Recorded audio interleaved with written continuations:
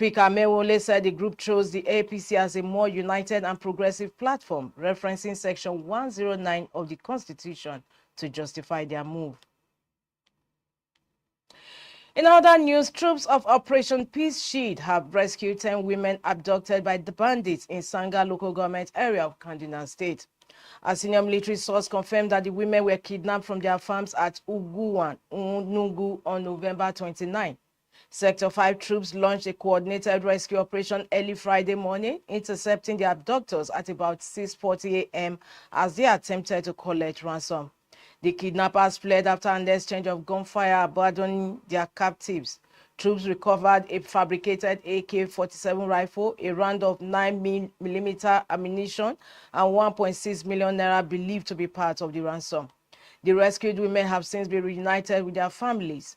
Chief of Army Staff Lieutenant General Waidi Shuaibu commended the troops and urged them to sustain intensified operations against terrorists and bandits across the country. The federal government has moved to calm public concerns over the implementation of recently enacted tax laws, promising a fair, transparent, and economically sensitive rollout. Chairman of the National Tax Policy Implementation Committee, Joseph Tegbe, gave the assurance in Abuja shortly after the committee's inauguration by Finance Minister Wale Edu. Tegbe dismissed fears that the government intended to pry into the bank accounts of citizens, stressing that no Nigerian or business is under investigation simply because of new tax reforms.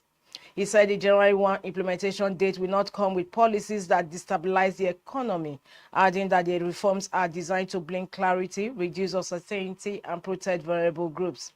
Tegbe noted that some controversial provisions, especially around capital gains tax, will be revisited after misrepresentations triggered market anxiety weeks ago. He emphasized that broad consultations are ongoing with businesses, state governments, civil society, and professional bodies to ensure collective ownership of the process. Tegbe added that provisions establishing the National Revenue Service and restructuring the revenue framework will deliver long-term benefits while shading low-income earners from excessive tax burdens.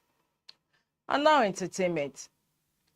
Nigerian music legend Tubaba has accused members of his family of repeating the same pattern of interference he says his ex-wife Annie Macaulay once endured, this time in his marriage to Natasha Usawaru.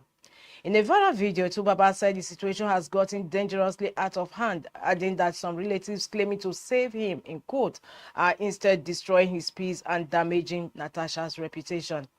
He also accused them of inflaming tensions that began after a heated argument in the UK that reportedly led to his brief arrest. Tensions escalated further during an Instagram live conversation with broadcaster Daddy Freeze, where the couple exchanged harsh words.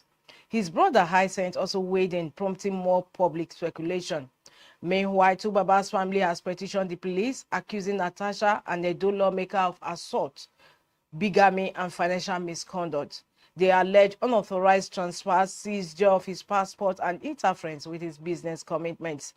Tubaba insists he's fine and does not need rescuing, saying he has the right to be with whoever he chooses, and warning that family interference is warning the crisis.